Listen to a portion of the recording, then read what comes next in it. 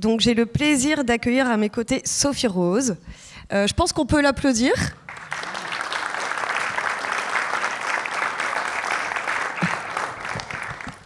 Merci Loubna pour l'invitation. Donc Sophie Rose, pour celles et ceux qui ne connaissent pas, donc tu es réalisatrice de films en stop motion et en papier découpé, mais tu es aussi technicienne et notamment animatrice sur des films d'autres réalisateurs. Donc tu as réalisé Les Escargots de Joseph en 2009, puis L'Oiseau Cachalot en 2010. Tu as co-réalisé Neige donc avec Antoine Lancio en 2015. Et enfin, tu as réalisé Une guitare à la mer, donc un 26 minutes en 2023, donc tout récemment encore. Donc comme je le disais, tes techniques de prédilection, c'est la stop motion et le papier découpé. Et tu travailles aussi régulièrement donc avec JPL Film, notamment à Rennes, et le studio Folimage, et tu es basé dans la Drôme. Donc on a vraiment un grand plaisir de te recevoir cette année avec nous. Tu es aussi également illustratrice de livres jeunesse. Oui, enfin, je n'ai pas fait beaucoup, j'en ai fait trois livres. Ouais. Et donc avant que tu nous parles un peu de tes influences et des cinéastes qui t'ont marqué, j'aimerais bien que tu parles un peu de tes débuts, de comment tu es arrivé au cinéma d'animation et à la stop motion. Parce que tu as d'abord fait des études d'histoire, géographie et d'histoire de l'art à Toulouse. Puis tu as bifurqué et tu as intégré l'école de la Poudrière en 2003. Donc déjà, comment tu as bifurqué et comment tu es venu au cinéma d'animation en général et à la stop motion en particulier? Oui, alors c'est rigolo parce que finalement j'ai commencé à faire des films des films, c'est un bien grand mot, des essais. Quand j'étais adolescente, j'ai commencé à 16-17 ans. En fait, j'aimais beaucoup fabriquer des petits personnages dans des univers. Ça, c'est vrai que j'ai toujours aimé beaucoup bricoler et donc je faisais beaucoup ça. À mes heures perdues chez mes parents. Et puis j'ai découvert des premiers films en stop motion qui m'ont donné vraiment très envie d'essayer. Donc au départ c'était avec le caméscope de mon père en faisant play pause. Je me suis rendu compte qu'on pouvait faire bouger des boudins de pâte à modeler. J'ai trouvé ça assez fou. Donc là j'ai commencé à faire des petits personnages qui bougeaient, toujours avec ce petit caméscope. Et ensuite, je me suis acheté une caméra Super 8 et en branchant en fait dessus un petit déclencheur d'appareil photo, j'ai fait des premiers films aussi comme ça. Donc j'avais un petit projecteur. Il fallait que j'attende que ma petite pellicule soit développée et puis il fallait pas trop se planter parce que ça prenait du temps déjà de tout fabriquer, de filmer. Il y avait le temps du développement. Et après, je projetais ça sur un mur blanc et je regardais un petit peu ce que ça donnait. Voilà, j'ai commencé comme ça, adolescente finalement. Et tu disais aussi que tu fabriquais un peu des décors dans des boîtes d'allumettes. Oui, ça. J'ai eu une grande période de boîte d'allumettes où je m'amusais à faire des mini univers dedans jusqu'à ce qu'on me dise « Ah, ça ressemble beaucoup à des Polly Pocket ». Et bon, ça m'a un peu douchée et j'ai un peu arrêté de faire ça après. Mais j'aimais bien et je me rappelle, j'avais fait toute une série sur les contes de Perrault. Je reprenais chaque conte et puis j'essayais de refaire un petit univers à ma sauce dedans. Voilà. Et du coup, tu as commencé des études qui n'étaient pas du tout dans le domaine du cinéma. Et donc, qu'est-ce qui t'a donné l'opportunité d'intégrer la Poudrière? Enfin, comment ça s'est passé, cette bifurcation? Oui, c'était un peu, j'avoue, pour faire un plaisir à mes parents que j'ai fait des études. J'ai commencé par faire une prépa littéraire. Ça m'a appris plein de choses. Ça m'a quand même appris à beaucoup travailler. Mais au bout d'un an, ça m'a suffi, donc je suis partie à la fac et j'ai eu une équivalence pour rentrer en histoire géo à la faculté du Mirail à Toulouse.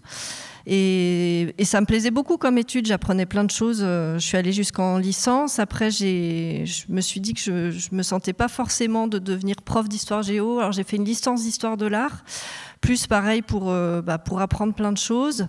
Et en maîtrise d'histoire de l'art, en fait, j'avais comme professeur quelqu'un qui était spécialiste du cinéma soviétique, notamment du cinéma d'Eisenstein. Et elle m'a proposé de faire un mémoire sur les comédies soviétiques des années 20.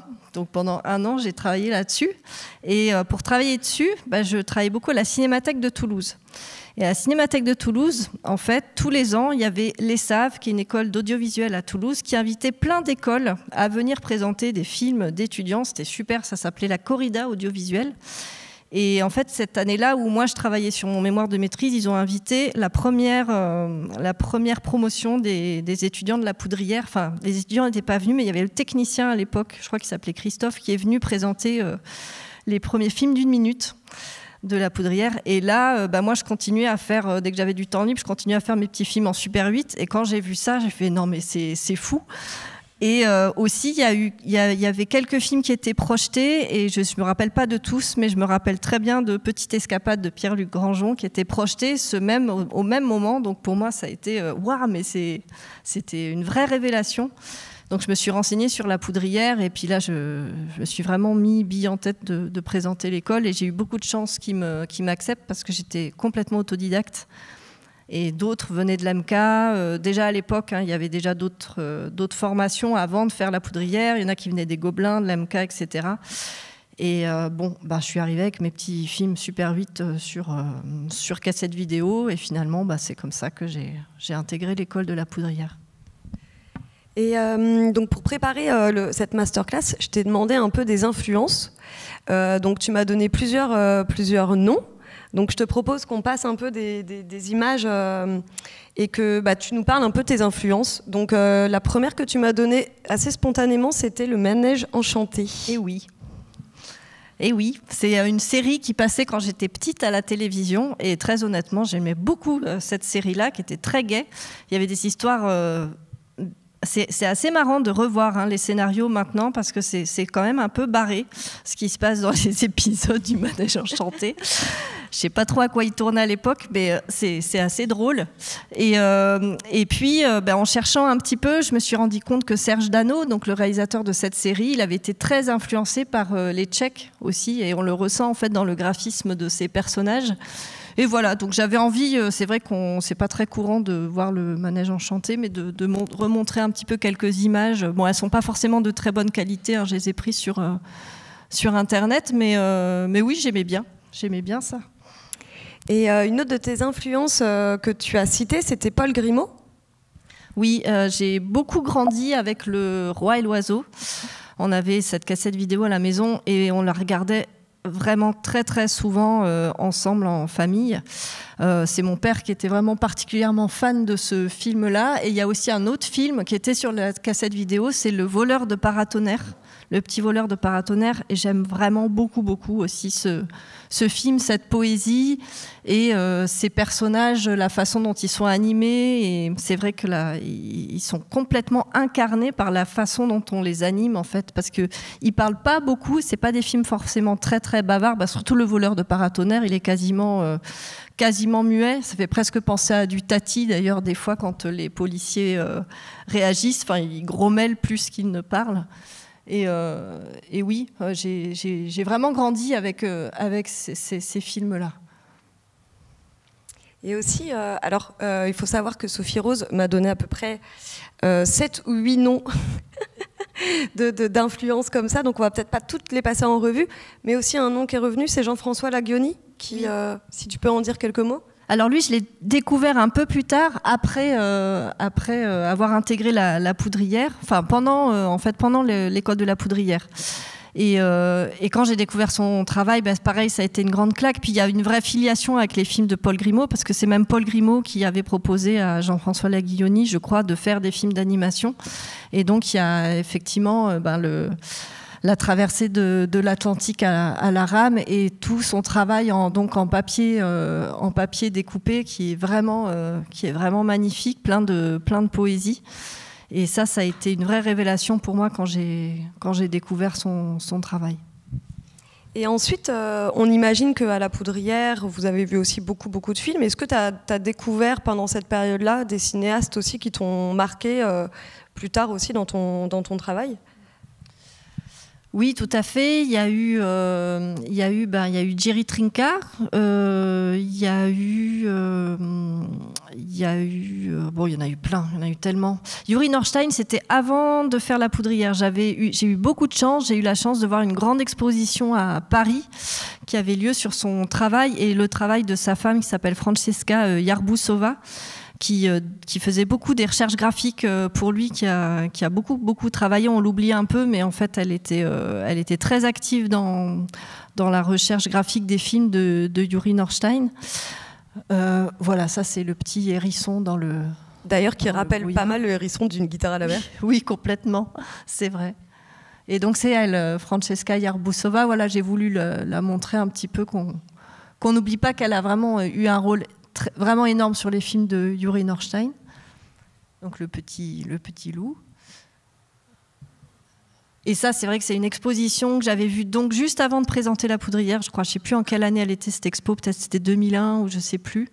Mais ça a été vraiment une grande claque aussi de découvrir ça. Il y avait tous ces films.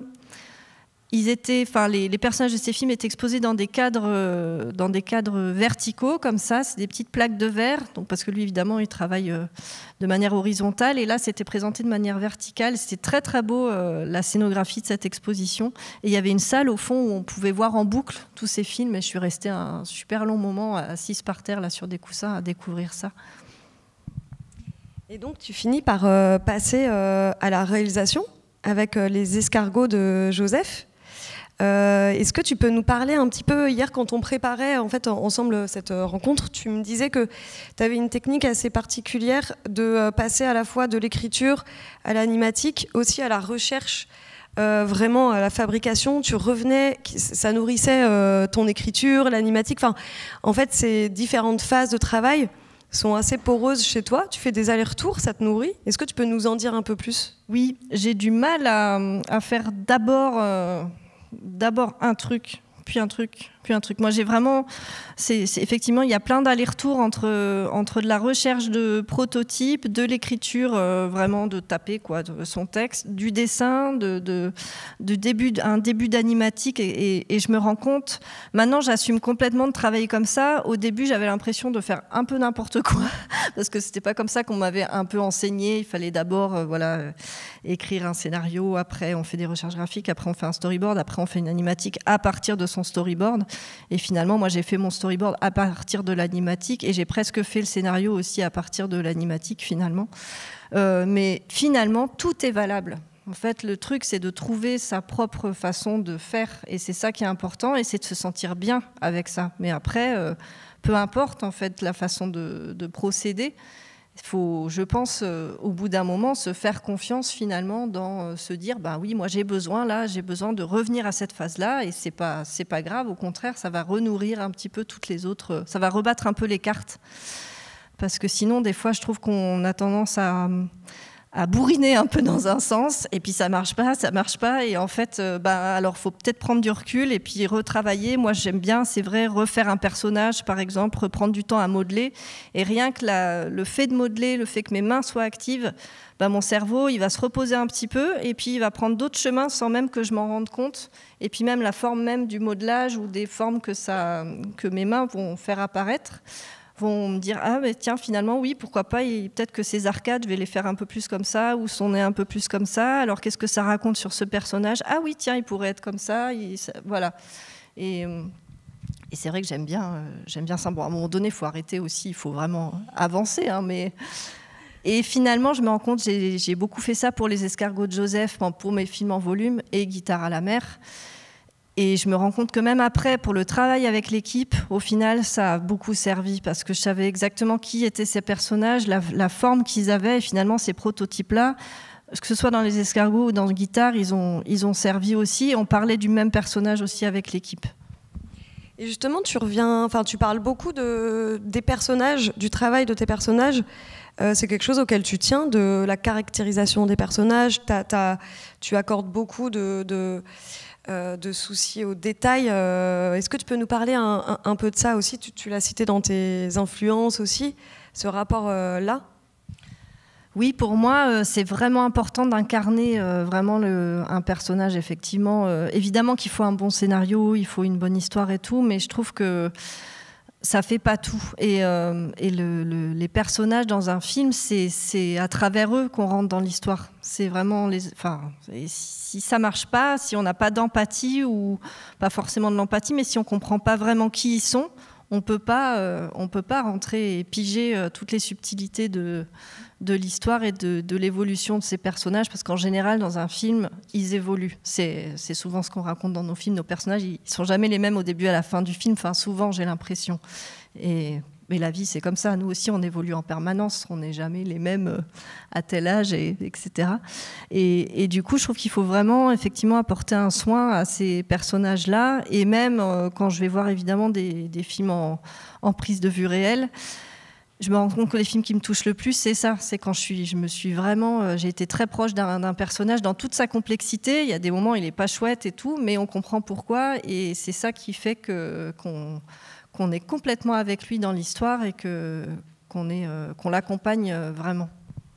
Et en stop motion et en papier découpé, comment ça se passe, la caractérisation d'un personnage? Comment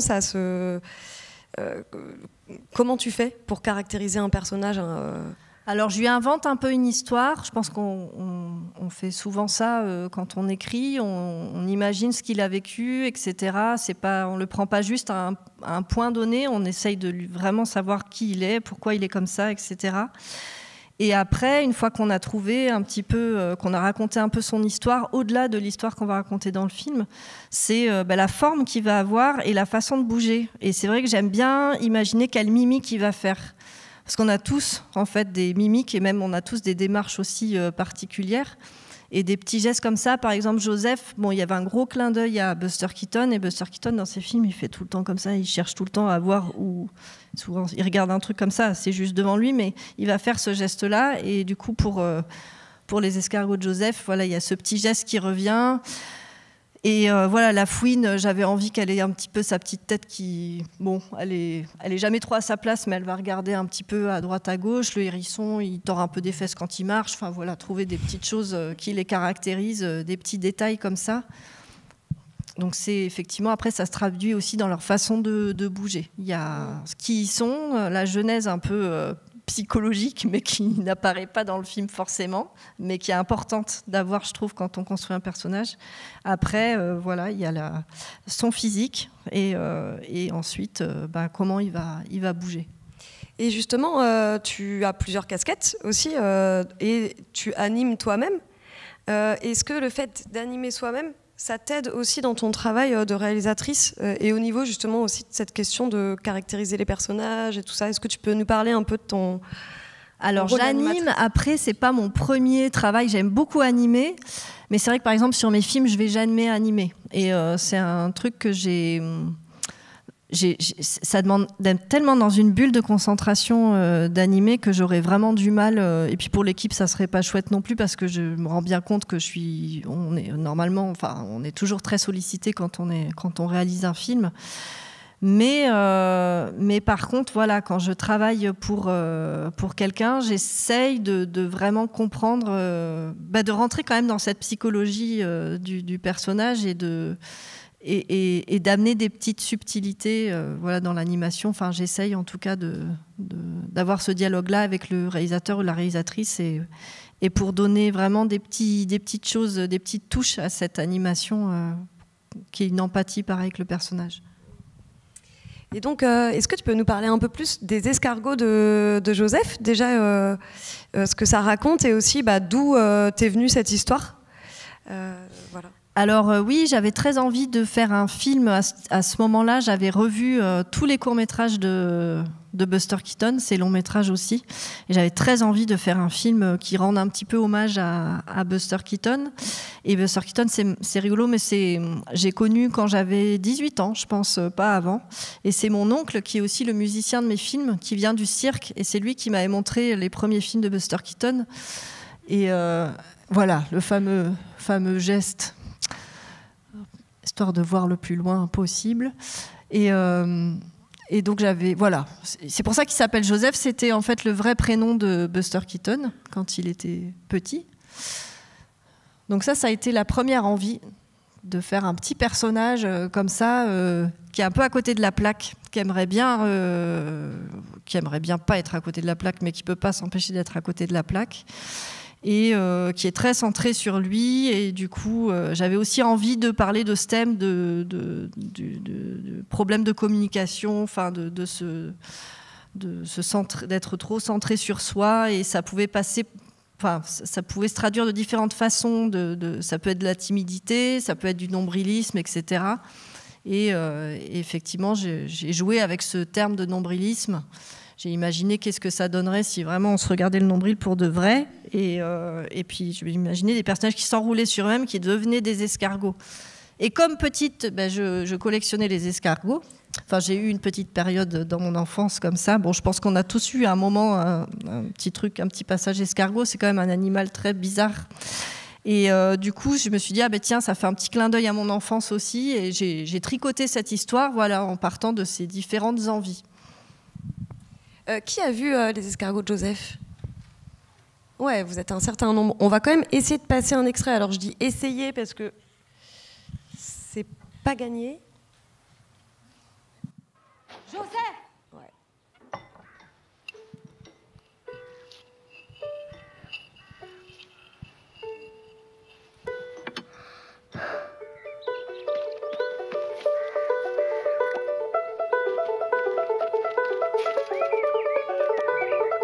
Joseph, qu'est-ce que tu fais?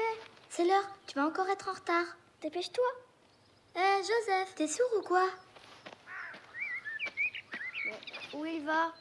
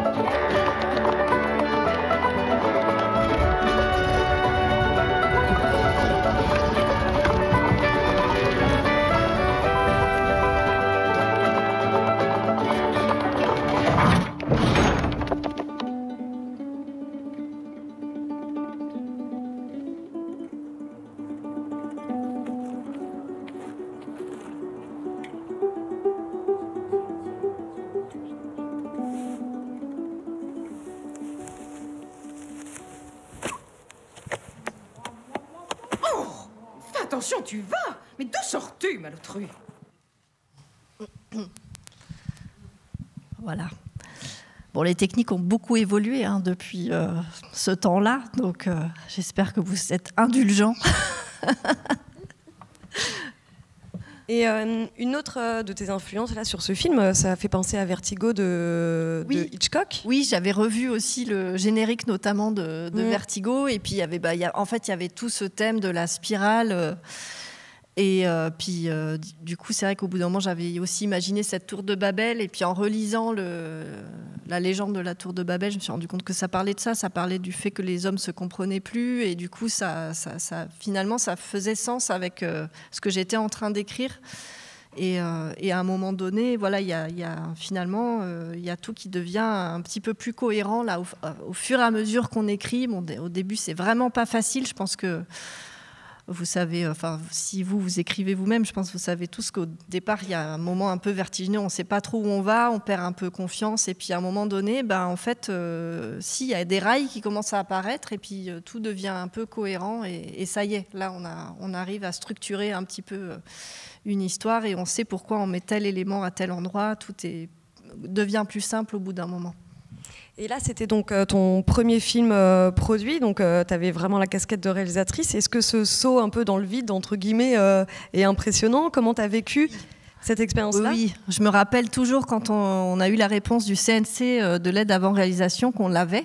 Et je me suis dit, mais en fait, on va devoir le faire pour de vrai, ce film. J'étais évidemment très contente d'avoir l'aide et en même temps, j'étais méga paniquée C'était la première fois que j'allais travailler avec une équipe. Je sortais de la poudrière et puis j'étais habituée vraiment à faire mes trucs toute seule dans mon coin. Et je pense que j'ai un côté très bricolage, que moi, ça me va très bien quand je suis toute seule, mais quand il faut travailler avec d'autres, ça me complexe. Et du coup, j'avais très peur de travailler avec une équipe qui me regarde de haut, alors qu'en fait, ça n'a pas du tout été le cas. C'était super. C'était la rencontre avec l'équipe à JPL Film, avec l'équipe des techniciens rennais. Et non, c'était trop bien. Et puis, en fait, je suis arrivée avec tous mes prototypes de marionnettes. J'en avais fait vraiment beaucoup. J'avais fait des décors dans des boîtes à chaussures aussi. Et du coup, en fait, je me suis rendu compte que j'avais quand même précisé pas mal de choses au final, dans mes petits moments de bricolage, justement, et que tout ça faisait que l'équipe avait quand même un petit peu des choses sur lesquelles s'appuyer et commencer à travailler. Donc, j'étais contente finalement d'avoir fait tous ces petits travaux de recherche, un peu bricolage, mais ça a servi pour le film. Voilà, donc là, on a des photos de fabrication, c'est ça ? Oui, c'est ça. Là, c'est David Roussel qui est en train de peindre les chapeaux. Là, David Thomas en train avec une bière à côté. Oui, tu l'invites. Mais ça va, il n'y a pas d'enfants. Des fois, je montre à des enfants ces photos et on m'a fait des remarques. Là, c'est Gaël Maël Bossard. Voilà, c'est dans les anciens locaux de JPL Film. C'est la première fois que tu travaillais à cette échelle ? Oui, ouais. Et Fabi, en train de peindre. Voilà, donc on a beaucoup travaillé avec des trompe-l'œil, et ça, c'est un truc que c'est vrai qu'en volume, j'aime beaucoup faire ça, et j'en ai beaucoup fait aussi dans une guitare à la mer, mais j'en reparlerai après, pour gagner du temps, en fait, parce que là, il y avait toute une ville à faire. À ce moment-là, j'habitais à Morlaix, et j'avais pris en photo plein de portes de la ville, et puis après, je les avais imprimées sur des photocopies. J'avais fait quelques transferts en triclo, puis j'ai arrêté parce que vraiment, c'était pas bon pour la tête. Mais on a travaillé à base d'impression qu'on collait sur des cartons, on mettait en semi-relief certaines choses, et en fait on avait très vite des façades qui racontaient quand même quelque chose finalement. On les repeignait, etc. Et puis on venait visser ça le long des escaliers, on les interchangeait pour faire croire qu'il y avait plusieurs rues, et on a trouvé des solutions comme ça pour gagner du temps. Et en tout, du coup, la fabrication plus le tournage, ça a duré combien de temps Les escargots, en tout, c'était 9 mois. Ok. Je me rappelle parce que j'ai eu un gros baby blues après. Je me rappelle m'être dit, oui, c'est ça, c'était 9 mois. Donc on avait tout fabriqué pendant 5 mois, ouais, c'est ça, marionnettes et puis décors. Après, on a tout mis dans des camions parce qu'on est allé filmer à Centre Image à l'époque, à Château-Renaud. Et puis, le tournage a duré 4 mois à peu près, 3 mois et demi, je crois, à peu près. On a des photos de tournage aussi, on peut vous les montrer. Voilà, donc là, c'est Pierre-Luc. Ah, mais c'est Pierre-Luc. Mais oui, qui est en train d'animer la grande tour. Ah ouais, génial. Ouais, et je me rappelle, on avait du mal à la faire pousser, comme vous avez vu dans l'extrait, donc on l'a filmé, en fait, et on a inversé l'animation, il a fait se rentrer comme ça tous les étages, comme un gros gâteau.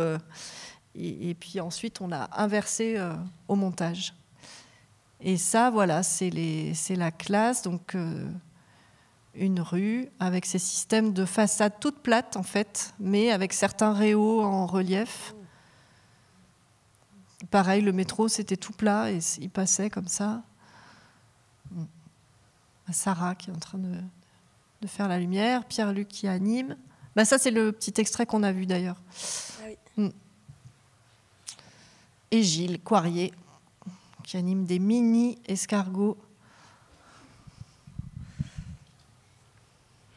Et du coup, donc toi qui étais habituée à être un peu toute seule comme ça, là tu t'es retrouvée à gérer une équipe, 9 mois de fabrication, 9 mois de tournage avec un budget. Est-ce que t'avais la pression ? Est-ce que tu as découvert aussi des étapes que tu n'imaginais pas ? Enfin, comment on se retrouve réalisatrice ? Est-ce que tu t'es sentie à l'aise dans ce rôle où tu gères aussi une équipe, quoi ? Ça me faisait très très peur. Je me rappelle des trajets à ce moment-là, j'habitais à Morlaix, entre Morlaix et Rennes, et j'avais vraiment la trouille. Je me souviens avoir toujours un peu la boule au ventre quand je revenais. Et en fait, dès qu'on se retrouvait, toute l'équipe, ça roulait. Finalement, il n'y a pas eu de. Enfin, je me souviens pas de soucis. Peut-être que eux n'ont pas le même souvenir, mais non, j'ai le souvenir c'était vraiment sympa.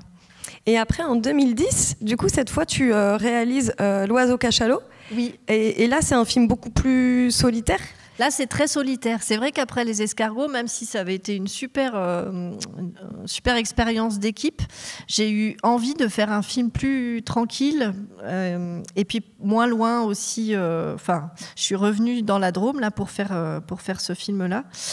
Et en fait, c'est François Cadot et Sandrine Héritier des éditions Corridor qui m'ont proposé de venir faire un film chez eux.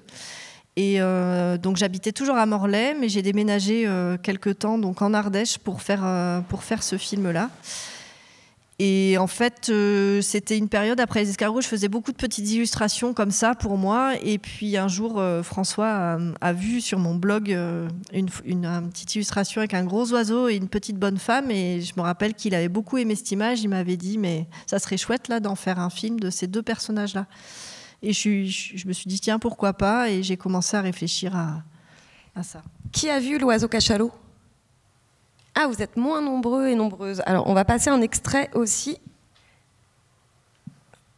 Ça, c'est du papier découpé.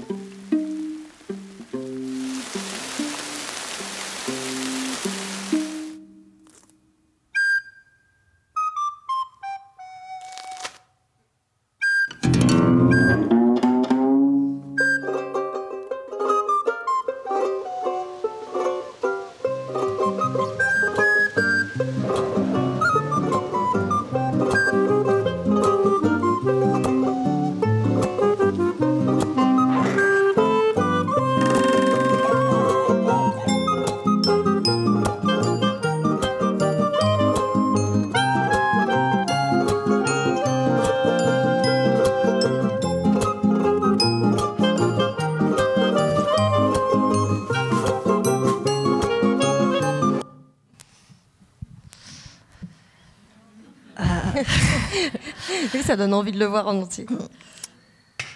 Et l'idée, c'était, il fallait que ça soit un film pour les tout petits.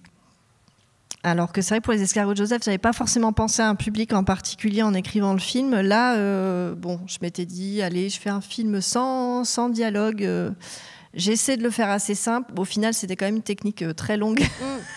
Oui, c'était 6 mois, c'est ça? Ouais, c'est 6 mois. Ok. 6 mois, et donc il y a tout un processus. J'ai tout fait donc sur banc-titre. Il n'y a pas du tout d'incrustation de fond vert. Il n'y avait pas beaucoup de niveaux. Je crois qu'il n'y avait que 2 niveaux. Et ensuite, je suis partie d'une animation 2D. J'ai vraiment tout animé en dessin animé avec une table lumineuse, quoi, à l'ancienne, au crayon. Et ensuite, avec des cellos, je venais plaquer mes cellos sur mes feuilles d'anime et je venais faire le trait en fait de l'oiseau cachalot, par exemple. Je venais le faire avec un trait indélébile. Je collais du tissu, parce qu'il est animé avec du tissu thermocollant. Je collais du tissu sur le rhodo et je redécoupais chaque forme, je les numérotais. Et après, pour l'animation, je venais replacer sous le banc-titre. J'avais déjà toute mon anime de fait, mais qui était très longue à découper. Mais par contre, l'anime, ça allait très vite parce que j'avais plus qu'à remplacer les grosses formes et à dessiner les pattes avec des feutres indélébiles que j'effaçais au fur et à mesure avec de l'alcool et je redessinais ensuite. Et là, j'ai projeté une image là, de la petite fille avec toutes ces positions. Donc ça, c'est l'extrait que vous avez vu là quand elle va jouer de la flûte. Donc c'est pareil, elle était vraiment toute petite, hein, elle faisait 1 centimètre de haut. Et j'avais donc, là pareil, elle était toute petite aussi. Et j'avais tout animé donc en 2D. Et puis après, je l'avais redécoupé, numéroté. Et puis ensuite, je la remplaçais image par image. Donc c'était de l'anime de beaucoup de substitutions finalement. Avec un rétroéclairage. Et c'est ça que j'aimais bien dans ce film, c'est que la lumière, elle traverse un petit peu l'oiseau, les arbres, les nuages, etc. Et jouer avec ça. Et ça, tu étais toute seule Là, j'ai été toute seule. Après, j'ai eu des coups de main quand même pour découper des formes d'oiseaux et des ailes, surtout les ailes de l'oiseau cachalot. Mais sinon, non, j'ai été toute seule pour faire ce film. Voilà, là, c'est l'installation du banc titre. Donc, il y avait vraiment que 2 niveaux. Il y avait le premier niveau et puis le deuxième. Et puis, j'empilais un peu des couches. Je mettais des grands plastiques pour isoler l'oiseau des collines qui étaient sur le même niveau. C'est pour ça ça crée une petite ombre là. Et voilà, et j'aimais bien le rendu, assez simple finalement. Là, on voit, il y a toutes les petites ailes numérotées sur le côté.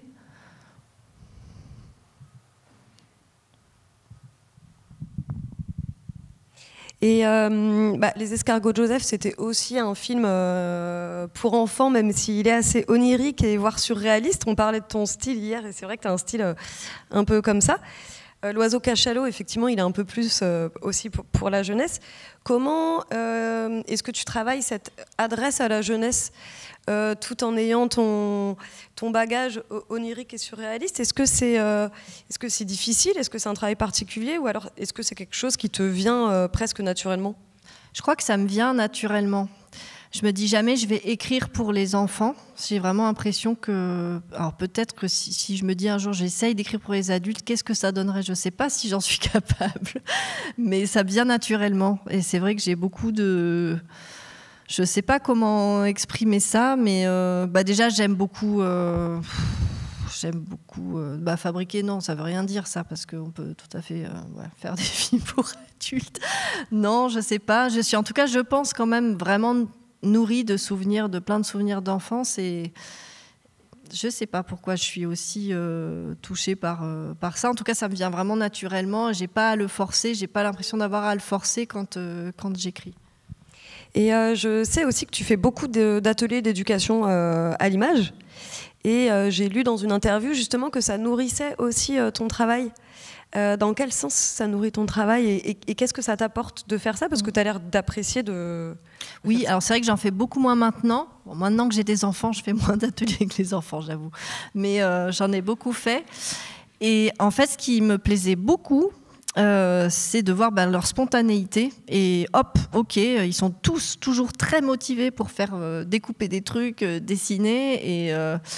Et alors que nous, on se bloque des fois très vite. On se dit « Ah, mais oui, mais machin a fait ce film qui est tellement bien, à quoi bon, tout ça, truc ». Et eux, ils s'en fichent, ils font.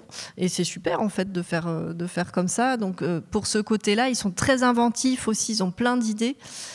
Et oui, tout à fait, ça nourrit complètement, ça peut nourrir complètement mon travail. Puis dans leur façon aussi de dessiner, etc., il y a vraiment quelque chose qu'on peut pas faire... On peut pas faire semblant de dessiner comme les enfants, on peut essayer, mais eux, ils ont vraiment un tel... Enfin, c'est génial, quoi. Donc, j'aime beaucoup ça. Après, c'est vrai que j'en fais moins parce que je trouve que c'est une telle logistique. Enfin, il faut vraiment... et quand on écrit et qu'on fait des ateliers à côté, c'est pas si évident de switcher de l'un à l'autre. Voilà. Donc, j'ai préféré maintenant arrêter d'en faire. Et donc après L'Oiseau cachalot, tu co-réalises Neige d'Antoine Lancio, enfin avec Antoine Lancio. Est-ce que tu peux nous parler de ce film? Parce que donc tu n'as pas collaboré à l'écriture, mais plutôt à la création graphique. Je te laisse nous dire un peu ce que tu as fait sur le film. Oui, c'est ça. Voilà, j'ai pas écrit ni mis en scène ce film-là. Antoine m'a proposé de co-réaliser, je pense, parce que au départ, je pense c'était plus Pierre-Luc qui était pressenti pour co-réaliser le film. Finalement, ça s'est pas fait comme ça. Donc, Antoine m'a proposé ça. Et du coup, il y avait déjà l'histoire. Quand il m'a parlé du film, il a déjà beaucoup travaillé. Donc c'est vrai que moi, ça m'a un peu posé la question de ma place en tant que coréal, parce que j'aime beaucoup écrire aussi, j'aime beaucoup aussi mettre en scène. Et là, le truc arrivait déjà tout fait. Mais par contre, il y avait toute la partie graphique à développer, et ça, c'était quand même très intéressant. Et puis j'ai senti qu'Antoine me faisait vraiment confiance là-dessus, donc c'était quand même... très chouette, mais c'est vrai que j'avoue que je le revendique un peu moins comme un film personnel, parce que c'est plus pour moi le film d'Antoine, et lui se sentait pas à ce moment-là de le réaliser tout seul. Il a eu aussi besoin d'une assistance un peu technique dessus, et comme j'avais déjà fait des films en papier découpé, je pense que voilà, il avait besoin un petit peu de cette aide-là. Et donc j'ai commencé à faire des premières recherches graphiques. Et puis ensuite, on a adapté aussi. Enfin, j'ai adapté aussi en fonction des retours d'Antoine, etc. Mais ça a été une super expérience. Et justement, donc là, tu as collaboré avec Antoine Lancio, qui a lui aussi son univers. Oui. Toi, tu as le tien qui est assez propre à toi. Comment ça se fait ce dialogue comment ça s'est fait ce dialogue avec lui? À quel point tu as mis de toi dans ces recherches graphiques et dans la création graphique?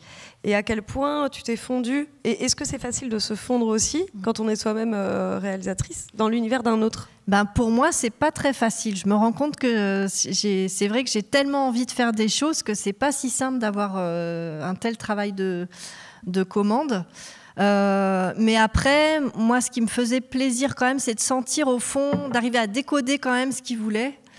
Et d'aller dans ce sens-là. Et quand il était très content, j'étais super contente aussi. Mais c'est vrai que fallait que j'arrive quand même à sentir ce qu'il avait envie. Et j'ai adouci quand même pas mal de formes, finalement. Et on est allé vers quelque chose d'un petit peu plus réaliste dans les personnages, alors qu'au départ, j'avais proposé des choses un petit peu moins comme ça.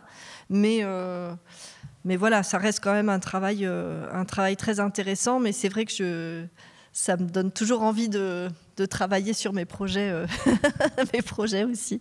On peut peut-être montrer justement l'évolution graphique. Oui, donc, ça c'est mes toutes premières recherches graphiques. On peut passer un peu vite, mais voilà, j'avais proposé des choses, des animaux un peu plus cubiques et tout ça. Et puis, voilà. Bon, et les recherches finales.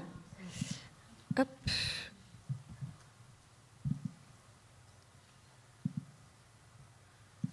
Alors mes photos sont pas très bonnes. Hein. C'est un ours polaire avec un petit renard dedans, mais l'éclairage est vraiment pas terrible. Voilà, ça c'est le père et la mère finalement.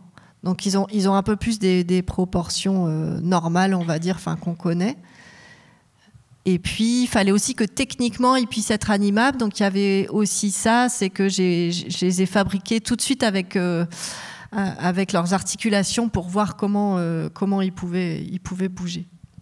Et entre tes premières recherches graphiques et en tout cas le dialogue avec lui, avec Antoine, et justement la finalité, ce que vous avez trouvé, ça s'est passé en combien de temps, cette évolution? Assez vite, je crois. Parce que je me souviens que les personnages, je crois en 2 semaines, finalement, il y avait eu ces premières recherches graphiques bien avant, peut-être 1 an avant que j'arrive à Folimage, je ne sais plus, le temps qu'on finance le film. Mais après, je me rappelle que c'était allé assez vite, finalement. Il était sur place aussi, donc c'était plus facile de comprendre ce qu'il voulait et voilà, et de travailler et puis de sentir que ça lui convenait, ce que je faisais. Est-ce que vous avez vu Neige? Ah non, il y en a très peu. Pareil, on peut montrer un extrait?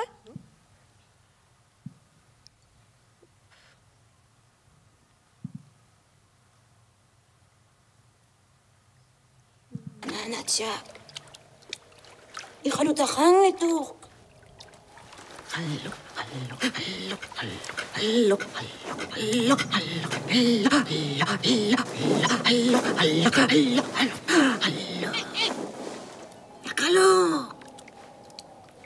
يخلو تقا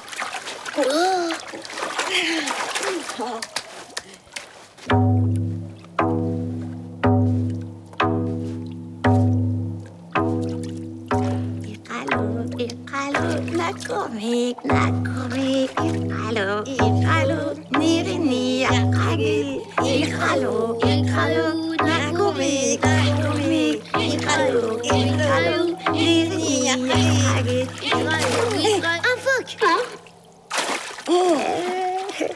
Il est né de ce canne sakhayo. Et là, c'était le premier film un peu d'envergure que tu... Scylla. C'était le premier film un peu d'envergure que tu faisais en papier découpé de cette... Et donc là, c'était une autre logistique que celle tout à fait. Est-ce que tu peux nous en parler un peu? que là, c'est passé à un mode presque industriel. Oui, quelque part, il y a ça. Hein, c'est sûr, sur ce film-là, il fallait qu'on aille quand même assez vite. Finalement, on a tout tourné sur fond vert pour aller plus vite aussi. Et effectivement, il y a eu un gros travail que j'ai fait de dépouillement pour voir, à partir du moment où on sait combien de plateaux de tournage on a, combien de personnages on doit faire, etc.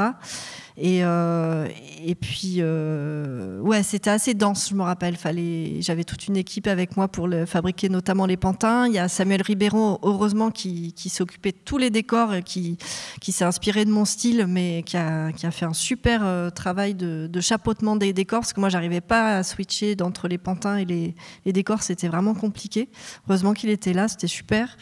Et donc là, on a tout fabriqué en mode plus... effectivement un petit peu plus industriel, mais bon, c'était avec une équipe très très chouette aussi. C'était en co-réalisation avec la Suisse, donc on a eu quelques personnes suisses qui sont venues travailler avec nous.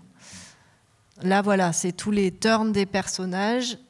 Il y avait 2 échelles sur ce film-là, 2 échelles de personnages, échelles en pied et des échelles un peu plus gros plan, mais qui n'étaient pas non plus très très grosses. C'était voilà, et on n'a pas fait plus d'échelles que ça parce que sinon c'était trop compliqué. C'est tous les petits bras aimantés entre eux, parce que du coup j'avais réfléchi à un système d'aimantation là pour faire bouger les personnages, et c'est le premier film sur lequel on a lancé un petit peu cette technique là. Oui, c'est ce que j'allais te poser comme question. Est-ce que vous avez inventé des techniques ou des astuces que tu réutilises aussi parfois?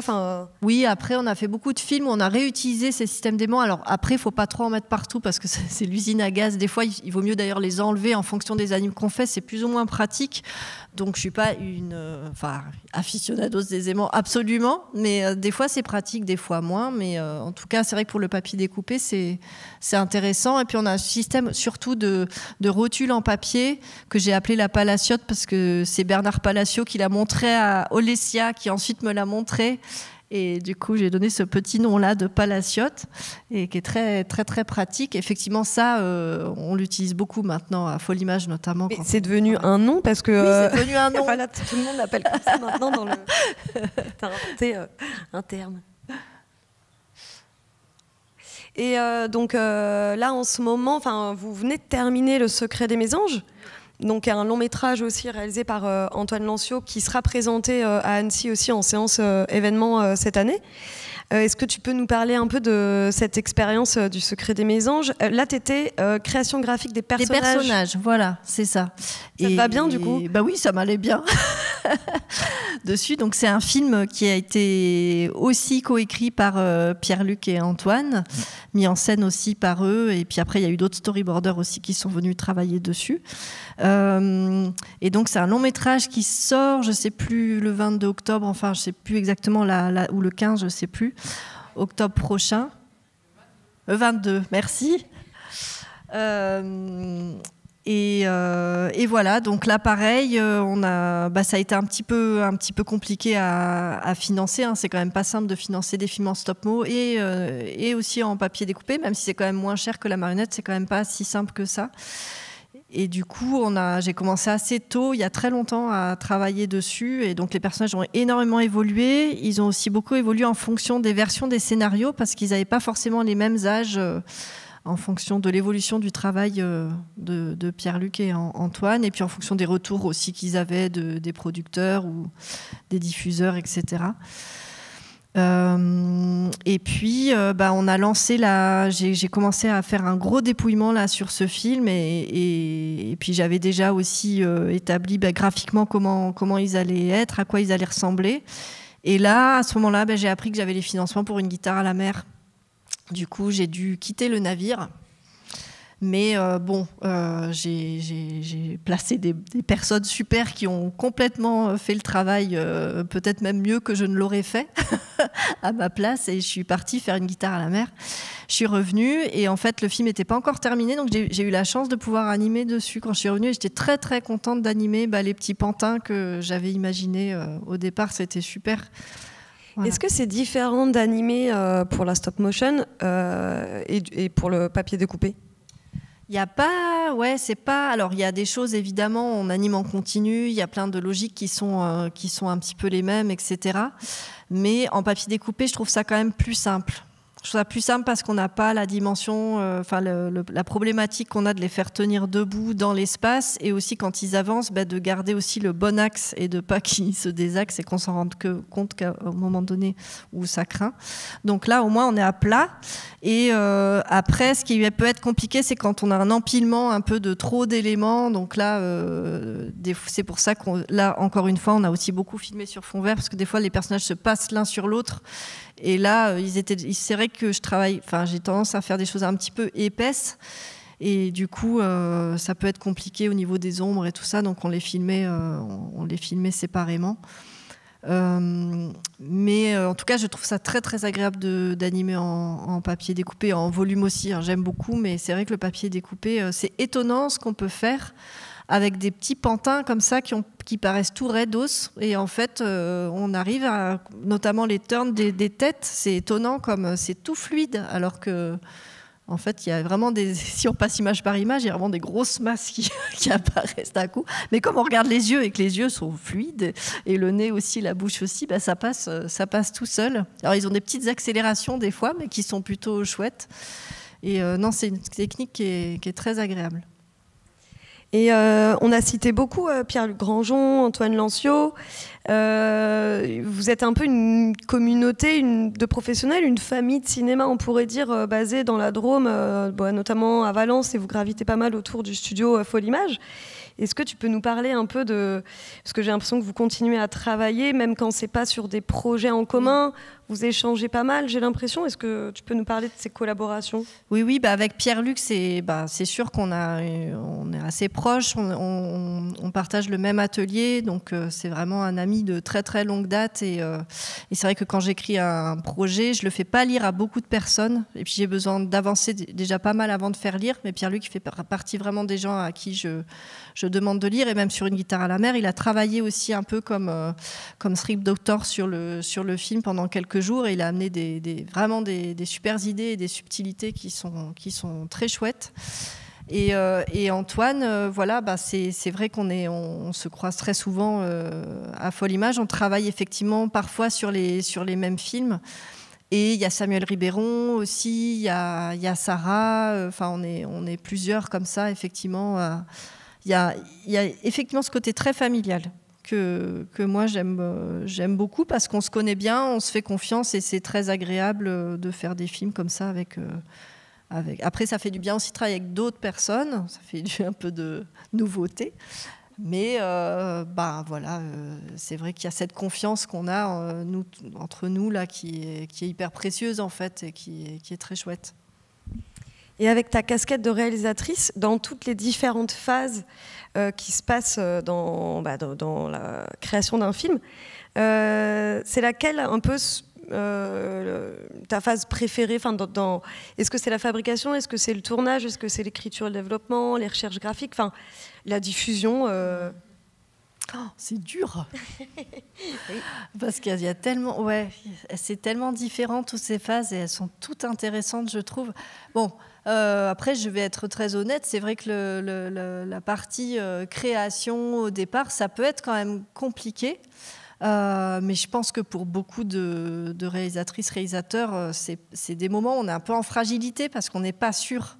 On n'est pas sûr de nous, on n'est pas sûr on se compare parfois aussi avec ce qui... c'est un moment où on est très fragile, on se dit « Ah non, mais il y a déjà ce film qui parle de ce même thème, alors pourquoi ça se passe aussi dans cet univers-là, bon, alors est-ce que ça sert à quelque chose ?» Non, en fait, on a tous quelque chose à apporter, une vision, mais on est un peu plus fragile, voilà. Mais c'est quand même très intéressant, parce que les moments où ça y est, le petit château de cartes, il commence à se monter un petit peu, il reste très fragile, mais il y a quelque chose qui commence à émerger, et ça, c'est un peu grisant même, quand on a un truc, ça y est, on se dit « Ah, mais on commence à voir un petit peu où on va », mais c'est vrai que chaque phase est tellement différente. J'aime aussi énormément la diffusion en salle.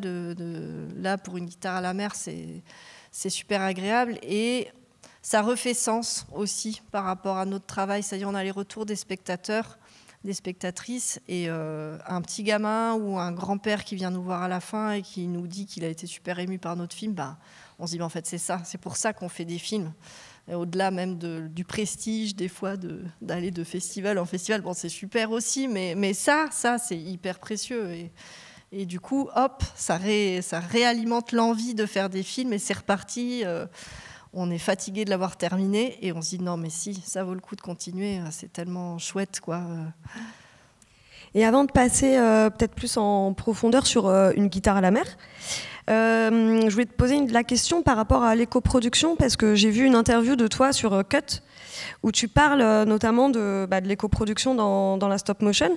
En premier lieu aussi pour protéger votre santé, parce que vous êtes amené à toucher, à manipuler des produits qui peuvent être nocifs pour la santé et du coup aussi pour l'environnement.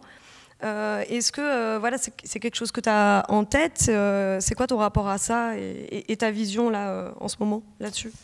Bah oui, c'est sûr que ça pose énormément de questions. Pendant longtemps, c'est pas qu'on s'en fichait, mais on avançait comme ça, on achetait plein de produits avec des logos de poissons morts sous des arbres là sur le côté. Bon, quand même pas terrible. Je connais des personnes qui ont eu des soucis de santé, une personne qui a perdu l'odorat à force de faire des tirages de résine et tout ça.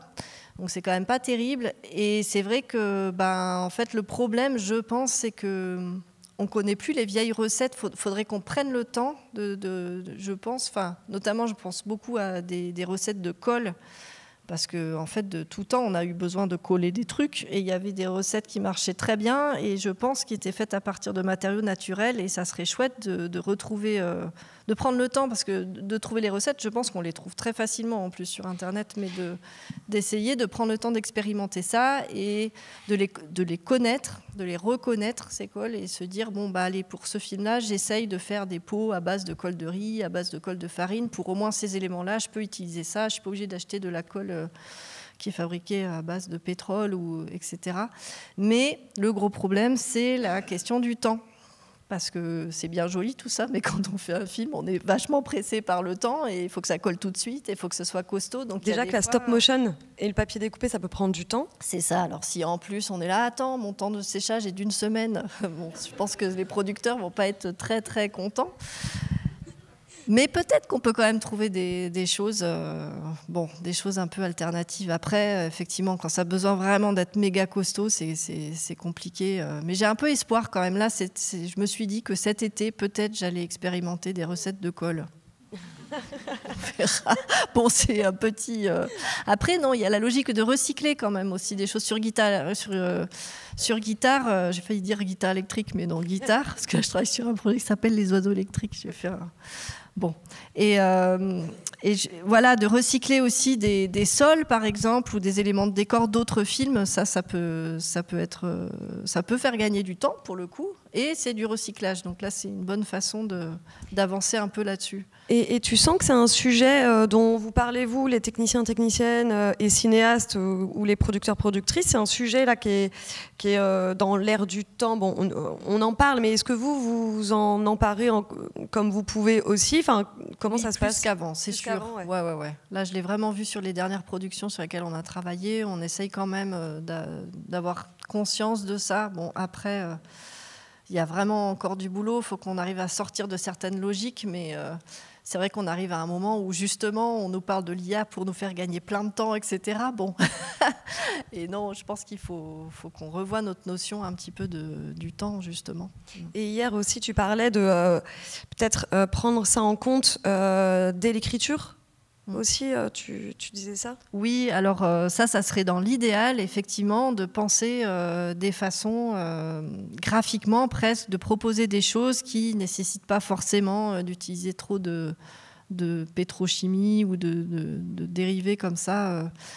Et bon, moi, j'aime beaucoup le papier. J'aime beaucoup le papier mâché, le papier. Donc, c'est vrai que je pense qu'il y a... C'est peut-être plus simple aussi pour moi parce que j'ai un univers qui se prête plus à ces matériaux-là qui sont un peu plus naturels. Mais c'est vrai que j'aimerais bien réfléchir à ça. Bon, après, encore une fois, c'est peut-être des bonnes paroles et si je refais un film, il sera truffé de trucs dégueux. Et ben maintenant, on va passer à Une guitare à la mer. Donc, c'est ton dernier film produit, 26 minutes, produit par JPL Film à Rennes. Donc, la particularité, c'est que c'est à la fois une aventure, on va dire professionnelle, mais aussi familiale, parce que en fait, tu as déménagé pendant 1 an à Rennes avec ta famille pour ce tournage-là. Donc, on imagine que c'était pas rien. Est-ce que tu peux nous en dire un petit peu plus sur cette aventure? Oui, c'était pas si simple, c'est sûr. Déjà, de faire un film en stop motion, il y a énormément de logistique. Alors là, avec une famille à déménager en plus, c'était pas simple, mais ça s'est fait. Ça s'est fait et ça s'est bien passé. Du coup, et puis en même temps, ce qui était pas mal aussi, c'est que on savait qu'il fallait qu'il tienne sur une année scolaire, ce film. On pouvait pas trop décaler non plus. Bon, c'était un petit peu dur parce qu'on n'avait pas encore tous les financements quand on a démarré. Donc, et je remercie encore une fois très très fort mes producteurs Jean-François et Camille, parce que ils ont pris pas mal de risques pour faire ce film et ils me l'ont pas fait trop peser. Et j'ai senti, c'était en décembre, je me rappelle quand on a eu le COSIP, je crois, du CNC, je ne sais plus, et qu'on a eu le max de ce qu'on avait demandé. J'ai vu à quel point ils étaient soulagés et j'ai mesuré à quel point aussi c'était chaud, en fait, de commencer ce film comme ça. Donc, merci encore à eux parce qu'ils m'ont accompagné du début à la fin, ils m'ont fait confiance et c'était super. Et donc, il y a eu 5 mois de fabrication, 5 mois de tournage. Et du coup, tu as retrouvé des personnes avec qui tu avais travaillé déjà sur Les Escargots de Joseph. Est-ce que tu peux nous dire un peu le lien à l'équipe, qui tu as retrouvé? Est-ce qu'il y avait des habitudes? C'était quelques années avant. C'est presque 13-14 ans avant quand même. Et c'était les mêmes, donc c'était chouette, ça s'est vraiment bien passé. Puis pareil, je suis arrivée avec aussi tous mes prototypes, donc pour les marionnettes ça nous a aidé aussi un peu à gagner du temps, parce que graphiquement il y avait déjà quand même tout ça qui était déjà bien marqué. On a même utilisé certains de mes prototypes pour le film, parce que je pensais pas du tout en les fabricant qui tourneraient un jour ceux-là, mais ça a été le cas. Et oui, ça s'est bien passé. J'ai rencontré Marion Le Guillou à ce moment-là, qui est devenue la chef déco du film et qui a fait un travail vraiment incroyable sur le film. Et puis voilà, oui, ça s'est bien passé. On peut passer le teaser peut-être. Qui a vu Une guitare à la mer? Ah bah oui.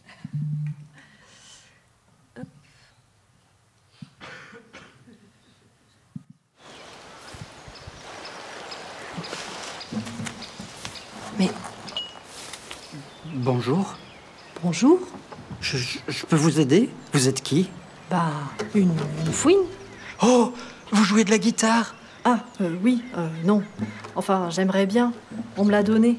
Elle vient de très loin, cette guitare. Il paraît qu'elle a même traversé la mer. Oh, je peux l'essayer? Ah, bon, d'accord. Mais c'est fragile, hein?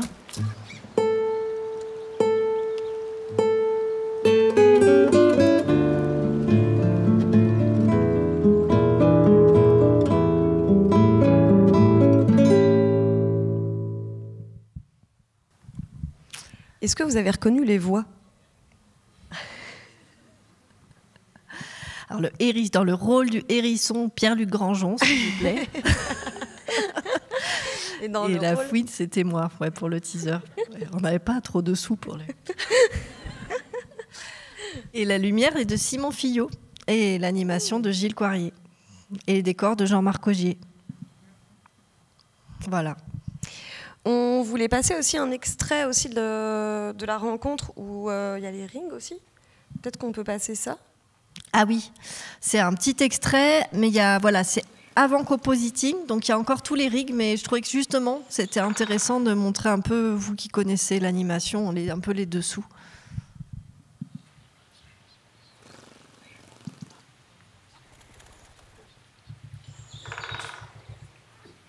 Je sais pas. Il n'y a pas le son par contre.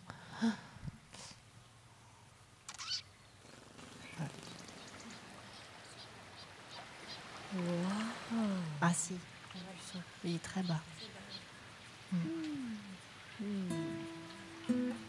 Aîné, pas, non? T'es qui? C'est toi le monstre de l'eau? Ah non, non, moi je suis juste une fouine.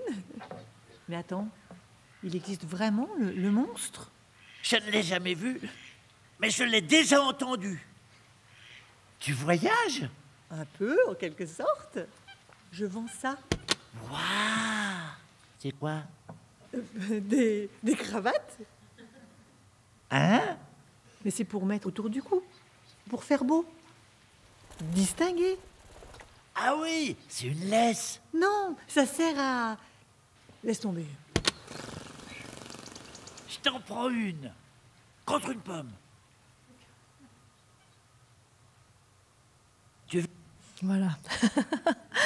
Donc là, c'est vraiment avec tout les rigs et tout ça, mais bon, j'aime bien aussi montrer l'envers du décor. Et tu avais un making-of aussi qu'on voulait montrer parce que, alors Jean-François Bigot, tu nous autorises à montrer le making-of. J'espère qu'il y a du son. Ouais, j'espère qu'il y a du son aussi.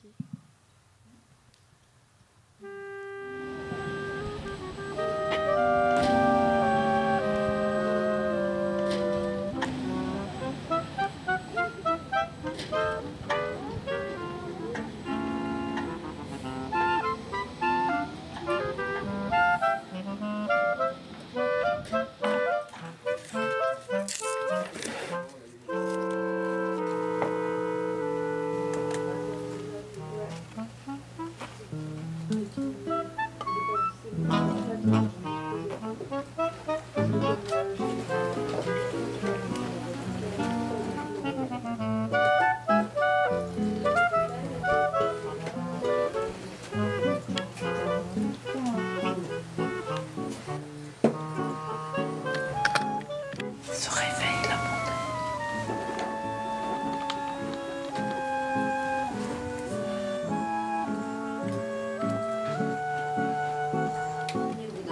Oui, c'est ça, ça, je sais.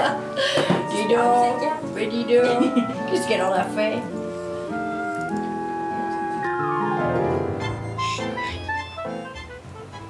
Et oui, du coup, le Je crois qu'il veut qu'on lui donne la gueule. un truc comme ça, non? Non. Ah oui, comme ça. Ah oui, alors ça peut être ce geste que tu fais, c'est pas mal, hein, je sais pas. Attends, Je crois qu'il veut qu'on lui donne la guitare. Peut-être arrête, parce que ça, c'est peut-être un Je crois qu'il peu... veut qu'on lui donne la guitare. Déjà que sa voix, elle est un Oui. peu, tu vois. Ah oui, c'est vrai, carrément. Et elle met ses pattes sur les hanches comme ça? Pourquoi pas?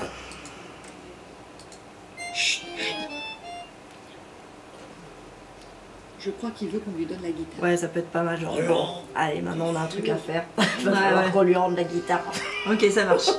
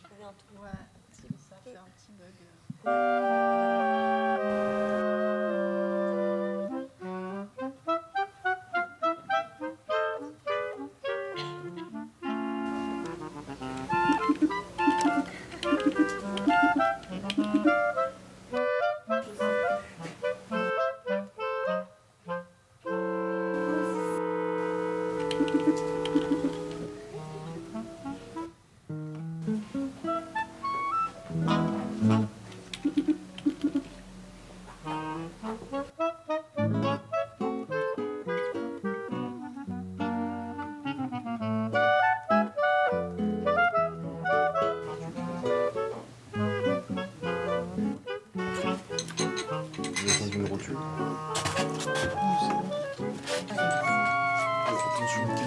Ouais, ça marche, fais gaffe.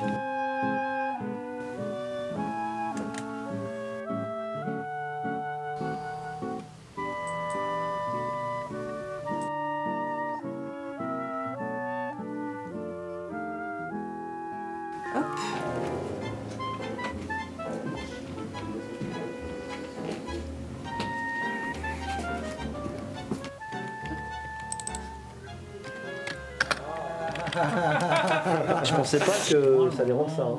Franchement, bravo. Bah, c'est le banc, ouais. Et après, l'éclairage banquique, t'as toujours des surprises. Non, puis là, t'as l'ombre devant, là, c'est super bien éclairé en plus, c'est super beau. Magnifique. Ouais, vraiment. Magnifique. Ça donne envie de faire des Non, films mais en même les stop tout- mo, hein. Ah ouais, carrément. Regarde ces petits arbres. T'as vu? Ces petits arbres.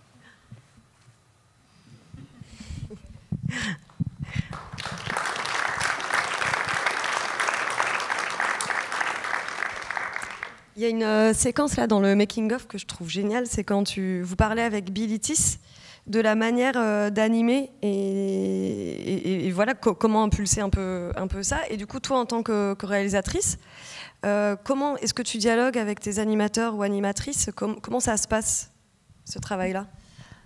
Oui, moi j'adore ça. C'est vrai que alors j'ai une idée quand même assez précise de ce que je veux pour la scène. Donc je vais leur mimer quelque chose, mais ensuite du coup j'aime bien quand on me propose aussi d'autres choses comme là Billy Tiss proposait de mettre les mains sur les hanches. C'est un truc auquel j'avais pas forcément pensé au départ et ça allait complètement dans le sens de l'attitude de la fouine à ce moment-là. Et ça, c'est super. Quand je sais qu'il y a presque tous les animateurs m'ont proposé des petites choses comme ça. Notamment, je pense beaucoup à Éric Monchot. Il a amené des tout petits trucs très marrants. J'avais pas forcément pensé au départ, notamment sur le hérisson. Et c'est marrant parce que ces tout petits détails qu'il a proposés, il donne vraiment une profondeur au hérisson super. Et donc, j'aime beaucoup ce dialogue qu'on a. Ils n'ont pas forcément carte blanche, mais ça se construit ensemble, quoi. Et d'ailleurs, ce qui m'avait marqué là, quand j'étais passée sur le tournage, c'était ces tout petits accessoires, ces toutes petites cravates. Et je trouvais qu'il y avait un soin vraiment très très particulier qui avait été mis sur tous ces accessoires, quoi, et aussi sur les personnages et tout ça. J'ai l'impression que vous avez poussé vraiment le détail assez profondément sur ce film. Oui, les accessoires, c'est Maud Gallon qui s'en est occupée et c'est vrai qu'elle a fait un travail vraiment, vraiment super et pareil, qui allait tellement dans le sens du graphisme du film. Elle a complètement compris tout ça. Et j'ai beaucoup aimé travailler avec elle parce qu'on faisait aussi pareil, beaucoup d'allers-retours. Elle venait me voir et puis elle me proposait, elle avait fait déjà une petite charte pour les accessoires, des petites recherches. Elle me demandait d'en faire aussi moi pour préciser un peu des choses. Et notamment pour la guitare électrique à la fin, c'était drôle parce que elle avait fait une première guitare qui était presque un peu trop réaliste, une guitare électrique, presque une mini Strat. Et en fait, moi, j'avais vraiment l'idée d'une guitare un peu pourrie que le Castor avait fabriquée. Et du coup, toutes les deux, on a retravaillé cette guitare. Et elle a vraiment compris comment en fait la faire. Et c'était super. À la fin, elle m'a montré le petit objet. C'était exactement ça. Mais c'était marrant parce qu'elle voulait tellement qu'elle soit chouette qu'elle avait presque trop poussé au départ de trop réaliste. Peut-être parce que aussi j'avais pas précisé trop dès le début que je voulais un truc un peu plus pourri. Et on est arrivé à ce résultat et j'adore cette petite guitare qu'elle a faite.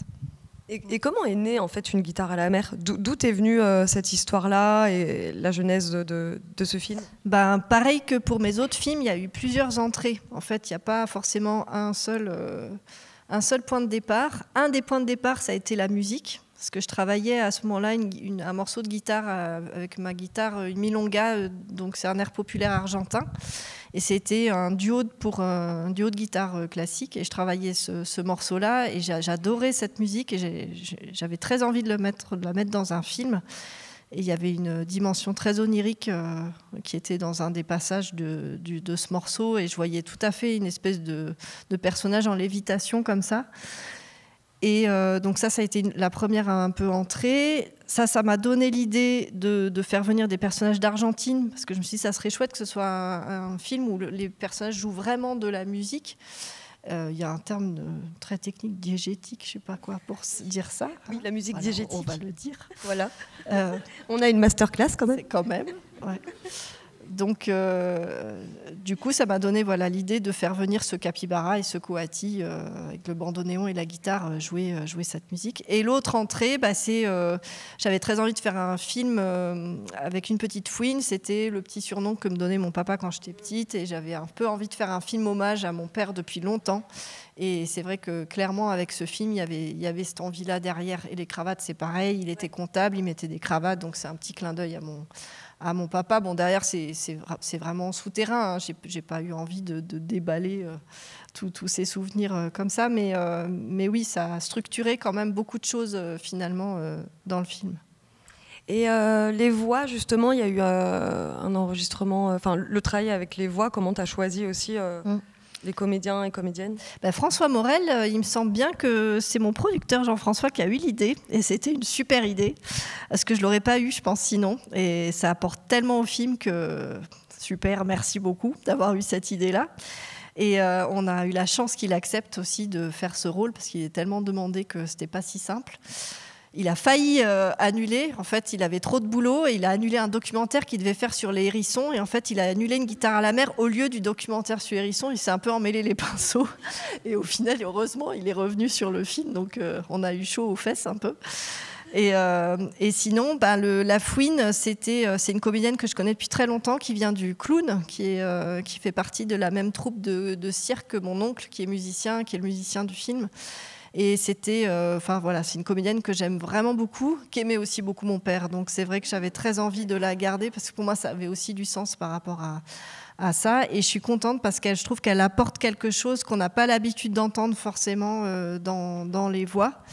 Et après, c'était pas si simple parce qu'elle avait moins l'habitude, elle, d'enregistrer comme ça, de faire ce travail-là. Mais elle a été très, très bien dirigée par Céline Ronté, qui est ici au Festival de l'AFCA, qui fait partie du jury pro, qui fait une masterclass, je crois, tout à l'heure à 18h.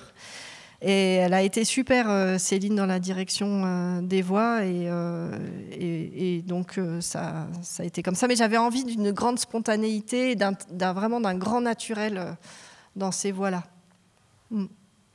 On approche bientôt de la fin de cette rencontre. Je me dis que s'il y a peut-être 1-2 questions parmi le public, on peut vous laisser la parole. Il y a un micro, j'imagine. Super. Sinon, j'en ai encore, moi. Mais... Ah, ouais, il y a une question. C'était pour rebondir par rapport aux voix que tu enregistres du clown, en fait. Est-ce que ça t'a... comment parce qu'elle a une voix très forte et très personnelle. Est-ce que ça t'inspire dans l'animation? Est-ce que et comment tu peux intégrer la voix dans le personnage? J'aimerais bien que Oui, complètement, parce que Roselyne, c'est vraiment un super clown, et c'est marrant parce que Swad, il y a eu des passages qu'elle a animés, Swad, où c'est avec cette fouine, avec cette voix de Roselyne, et c'est drôle parce que elle connaît pas le travail de Roselyne, mais elle a fait bouger la fouine. Ça aurait pu être Roselyne qui bouge à un moment donné, elle fait des petits sursauts comme ça, et c'est complètement Roselyne. Alors peut-être que j'y avais un peu mimé aussi, forcément, et que en pensant à Roselyne, je lui ai mimé quand même des choses qui allaient dans ce sens peu clownesque, sûrement. Mais moi, ça me trouble encore maintenant quand je vois ça, parce que je me dis, mais c'est vraiment c'est Roselyne en fouine, quoi.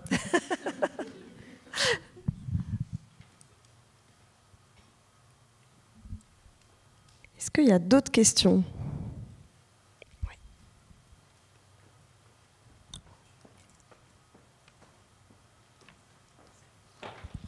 Bonjour, moi c'est une question qui fait suite en fait. Est-ce que tu n'es pas tenté de filmer le moment où il y a la prise de voix pour nourrir l'animation? En fait, quand je repense à l'enregistrement des voix, je me dis que non, parce que en fait, quand on enregistre les voix, les comédiens, en tout cas dans un studio, là c'était dans un studio, bon c'est vrai que le must c'est de pouvoir les enregistrer dans l'espace, mais bon ça coûte beaucoup plus cher, etc. Mais du coup, quand on les enregistre dans un studio, ils sont très contraints. Dès qu'ils font un mouvement, ça s'entend trop dans le micro. Et du coup, finalement, ils ne bougent pas tant que ça. On leur demande en tout cas d'essayer de ne pas trop bouger. Donc finalement non, ça, c'est vrai. Ah, par contre, si un jour j'ai la chance de faire un film où on arrive à enregistrer les comédiens voilà, qui peuvent vraiment bouger. Là, ça serait super intéressant et je connais c'est plus dans une économie de court-métrage où ça a pu être fait. Bon, ça a été fait quand même sur Linda veut du poulet, mais voilà, ils ont réussi à trouver une technique très intelligente aussi pour avoir une technique d'animation pas trop onéreuse. Donc, ils ont pu aussi se permettre d'aller filmer des gens dans l'espace. Mais c'est vrai que ça serait idéal, quoi, de pouvoir s'inspirer de la personne qui... Mais ça n'a pas été le cas, en tout cas, là, pour mon film.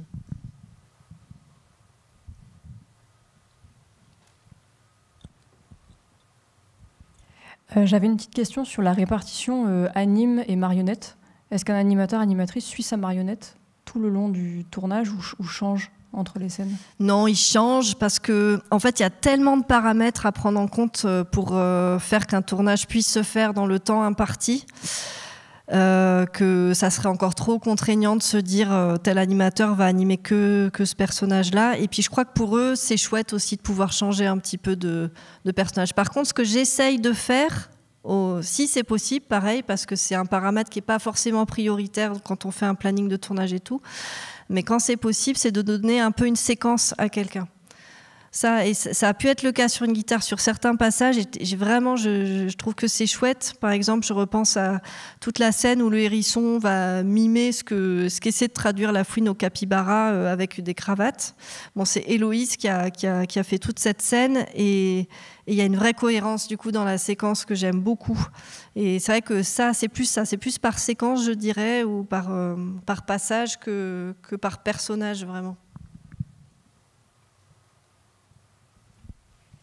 Est-ce qu'il y a d'autres questions? Eh ben, je vais poser la question de la fin alors. Donc, est-ce que tu as des nouveaux projets là en tête, en cours, que tu vas lancer? Enfin, parle-nous un peu de la suite. Alors là, je travaille plus sur un travail de commande. On m'a proposé, c'est les films de l'Arlequin qui m'ont proposé d'adapter 2 albums jeunesse en 2 fois 26 minutes en papier découpé. Et on lance, là je suis actuellement sur le teaser du premier projet de 26 minutes, ça s'appelle Les oiseaux électriques, c'est un livre qui est paru chez Helium que je vous invite à regarder, il est magnifique, c'est un livre écrit par Kartika Nahir qui est une autrice d'origine indienne et l'illustratrice c'est Joëlle Jolivet qui a fait énormément d'albums jeunesse et toutes les deux donc elles co-signent ces 2 albums, Les oiseaux électriques et Le tigre de miel, c'est 2 histoires qui se passent en Inde. Donc là, c'est très nouveau pour moi, mais c'est très agréable. Donc là, je suis en train de faire le premier teaser. Et j'ai commencé, sinon, avant de me lancer sur ce teaser, j'ai commencé à écrire un peu des premières pistes pour un autre projet en stop motion, en marionnette. Et après, là, c'est l'étape où tout est possible et ça part dans tous les sens. Donc, mais j'ai commencé à fabriquer des petits prototypes que j'ai pas complètement terminés d'ailleurs, qui sont en cours. Et j'ai écrit déjà pas mal d'idées. Et j'espère le temps de trouver les financements pour le 26 minutes. Continuer à développer, être en écriture là-dessus sur ce projet. C'est un projet en stop-mo.